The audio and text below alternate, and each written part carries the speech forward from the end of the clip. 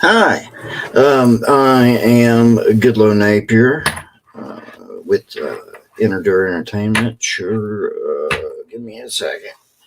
Um, I always have to do that because I've done something wrong.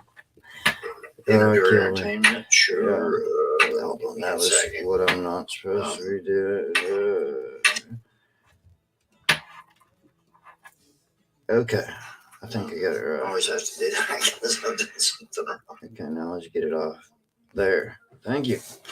All right. Yeah, I want to talk tonight a little bit about the sober truth and a problem. I just wrote a research paper on the effects of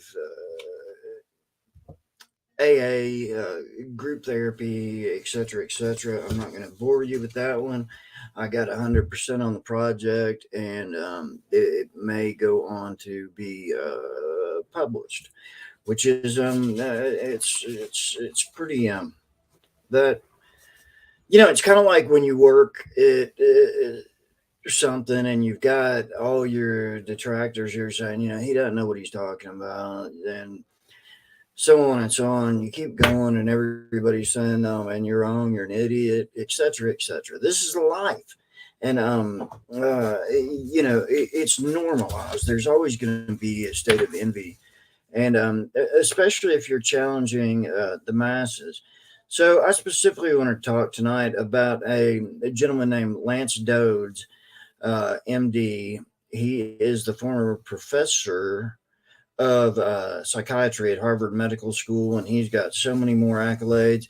I put links to his pages in the website, as he's written some really good books, and obviously done some great research on what is or used to be called alcoholism and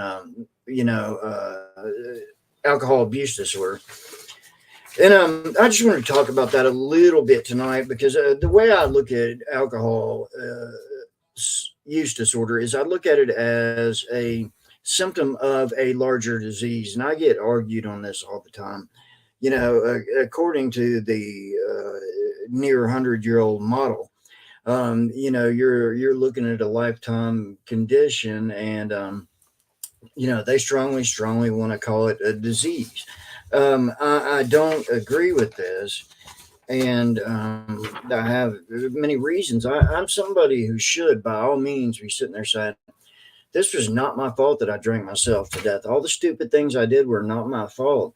It was genetics. It was my dad's fault. It was something else." But the further I went along, and I did AA for a long time. I've been into several rehabs, and that wasn't working, and there had to be a reason behind it. And I explained it one day to a friend of mine as heartache and the loss of God, which there is very much truth to that. And I couldn't figure it out, but I had quite abusive childhood that was well hidden at that, and I just never dealt with it. And it comes around to 2003 or so, and both my parents are dead, and I realized that I didn't have any closure. I'll never have any closure now, and that's when I can basically really pinpoint when my drinking hit a I climbed Mount Everest when it came to drinking. I mean, I was drinking a 1.75 of Tito's vodka a day, and not eating, and hotel to hotel.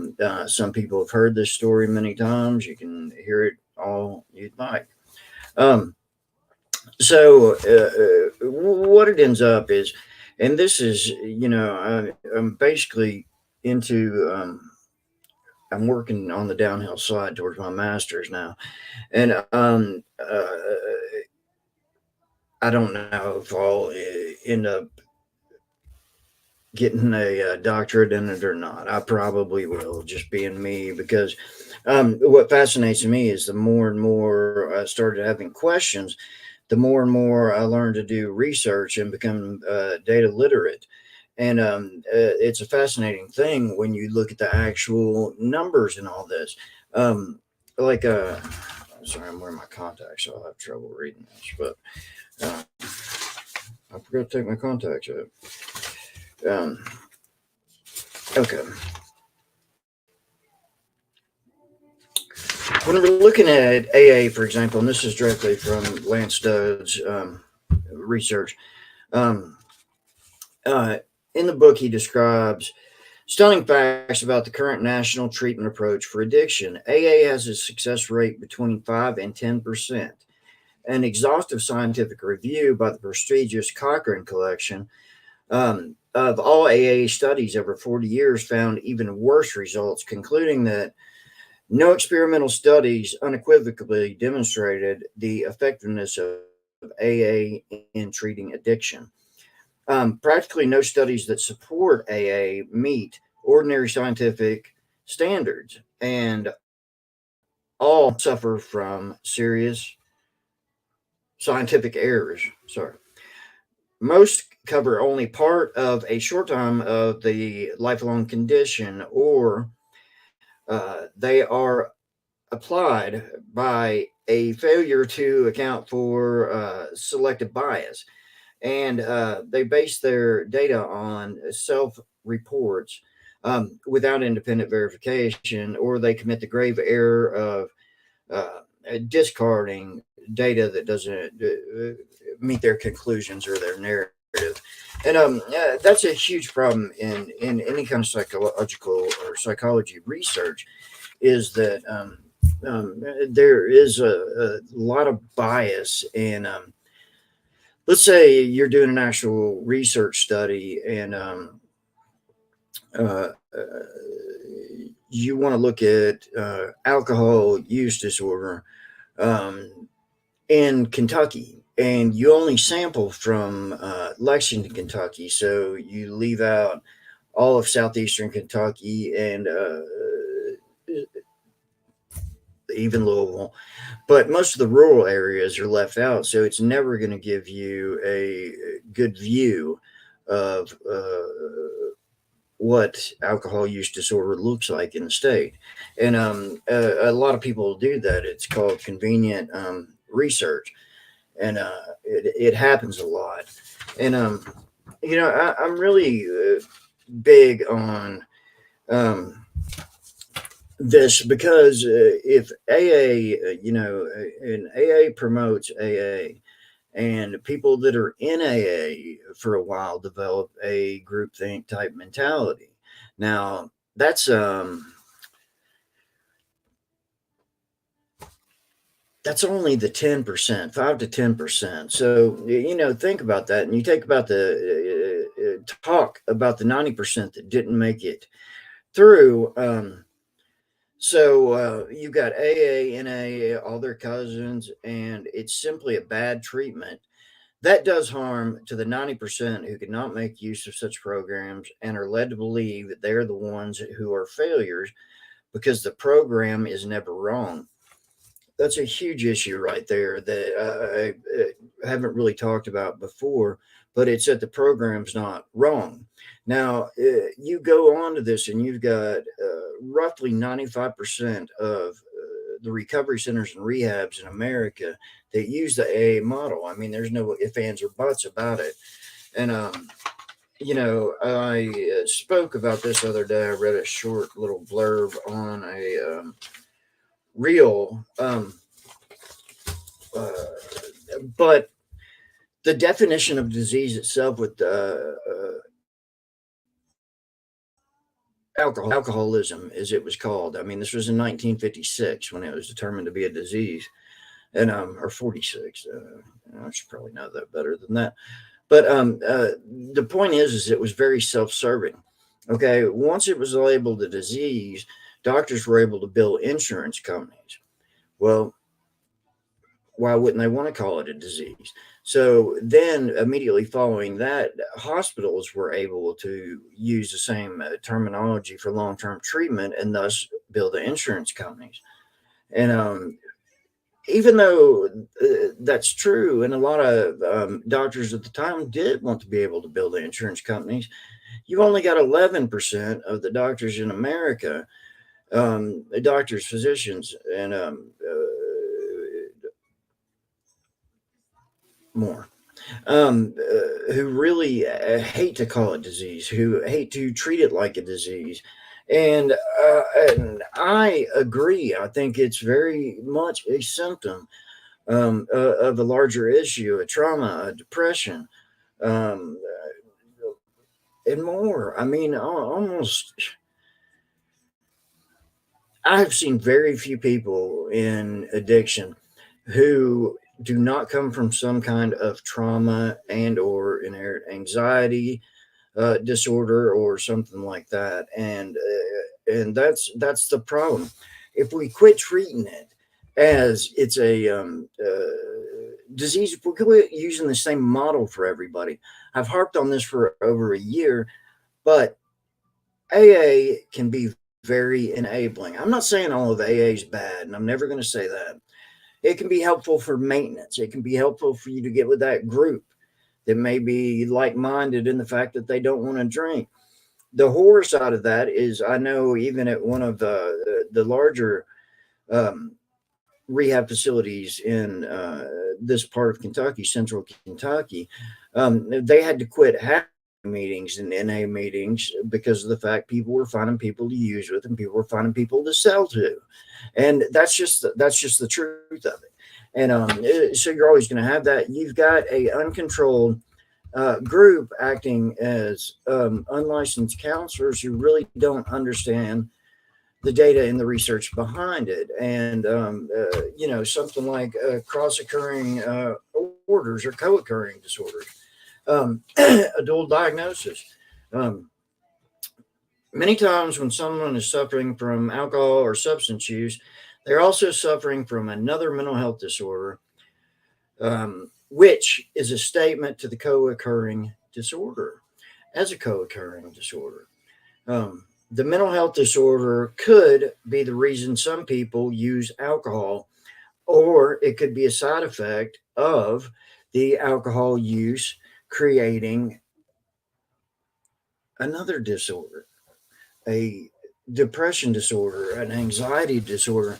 I know for me, and this is just speaking it like it is, um, I would drink and drink, sober up, and then it was like, what has my life turned into? The depression's 10 times worse because alcohol is a depressant, no matter what. And so you go into that, and what do you turn around and do? When I started learning the hair of the dog, as they call it, that's day drinking or waking up to get rid of your hangover and drinking. I was waking up to get rid of a depression. And especially in the last 6 months of my time with my relationship with booze, um, I was, I mean, it was out of control. So that caused an addiction, which can, in many ways, that can be considered a disease because it can be fatal. And that's where the definitions get so screwed up. Where alcoholism's they considered it fatal when they labeled it as a disease. But the detox can be treated and cured. And what I'm looking for in all the research I've done and have been doing is, it's been a few years since I drank. I don't have cravings. I don't even get tempted, man. I don't get triggered.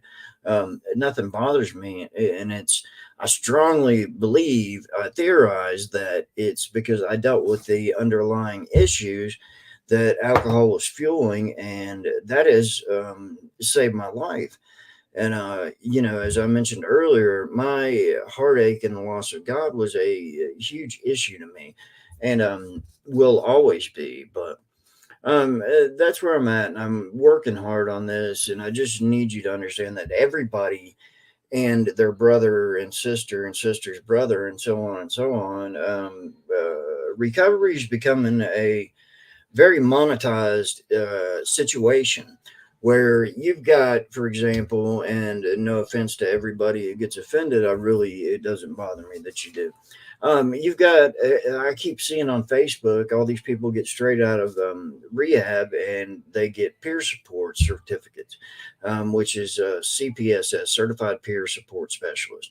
And these people are being left to counsel those in treatment. And, where peer support's just supposed to be there, somebody to listen, not dull advice, and things like that. So it's a very thin line, and it's also what it does is you've got a lot of these recovery centers who are using peer support in place of counselors because they can pay them $9 and $10 an hour. For people who just feel blessed to have a job and be part of the process, but it can also be very entangling and dangerous to put people who are not ready into those positions. If you're talking somebody who's been sober 30, 60 days, they're not ready to support each other. I'm sorry, their peers, because haven't learned. Um, uh, they haven't learned themselves again yet. It took me a long time to fully and functionally learn who Goodlow was, and when I started, school, I didn't expect to be a 4.0 student, well, 3.97. I didn't expect to be as successful at research and statistics as I have been. And learning data literacy it makes a huge difference when you understand not what the leader of some little cultish rehab's telling you at all, because I mean you're regurgitating the same point over and over again. Keep coming back. It works if you work it. You do the 12 steps. I think the 12 steps are utterly ridiculous, and I think if anything can trigger, um, and I don't mean trigger an alcohol here. What I'm talking about when you're doing these 12 steps, mentally triggering your anxiety to a point that, yeah, you might be tempted to get rid of that with a drink. So um, I don't know. I'll share some of my actual work myself, but in the meantime, I strongly suggest anybody check out Lance Dode's drlancedodes.com, Dr. LANCEDODES.com. It's very interesting and something everybody should check out for sure. He's helpful because he's putting a new twist on it, which honestly, it really needs to be done. If you think of all the people that do NA, do AA, and do rehab, and people who aren't making it out. I mean, I can in the last week I can think of three more, bless their souls, who didn't make it by following those programmatic rules. I suggest when somebody gets out of rehab that they start working on their own emotional intelligence. And that's another thing you can research developing emotional intelligence, and that's going to do nothing but help you.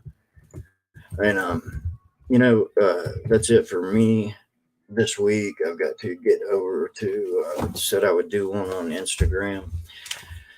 Um, And I'm going to do a devotion, which I haven't got to do in a while. But the way it works is I'll leave this string hanging down there, and there's nothing holding any pages.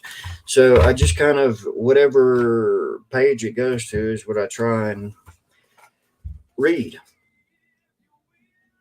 All right. The other day I was working on my computer. I had three projects in the work. This is called Don't Minimize, Delete. Day 310 in the Celebrate Recovery daily devotional, which Celebrate Recovery is an offshoot of AA, but I still, this devotional book is more personal because it's written by hundreds of people who anonymously threw in their 2 cents, and it's a good read to get a better understanding. Um, The other day I was working on my computer. I had three projects in the work, so I would minimize one project's documents and move to the second. Then I'd minimize that one, move to the third. Third icon at the bottom of the screen. Let me know that my documents were close at hand. Two of the prospects were work related, and the third was a fun project. I was trying to stay focused on the important task, but that that fun project kept whispering to me, "You don't need to work on those other two. Open me. You know you want to. Come on, come on. Have some fun. Open me."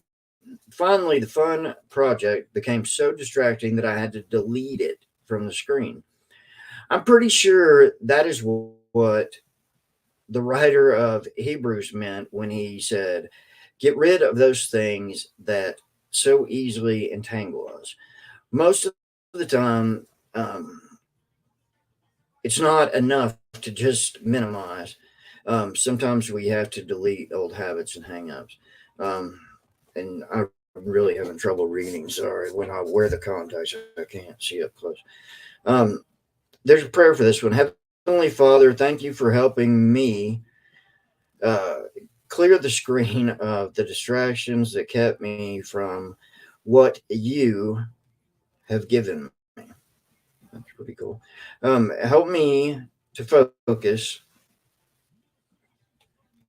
as I do on where.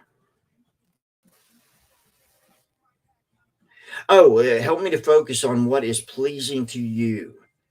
Okay, in Jesus' name, amen. So sorry about that reading, but I can't help it. I forgot to take my contacts out. But that's it for me. Happy trails to everybody. I hope everybody has a good week. For all those who are suffering, as I know we've lost a plethora. Just in my little world, we've lost a plethora of people in the last few weeks, and that's no joke. And I pray for them all, and those are hurting. And I think about it every time before I eat a meal. I'm so grateful for that meal, the roof over my head, and so much more. So be well, be good to one another, and we'll talk to y'all next week, maybe. Yes. Yeah.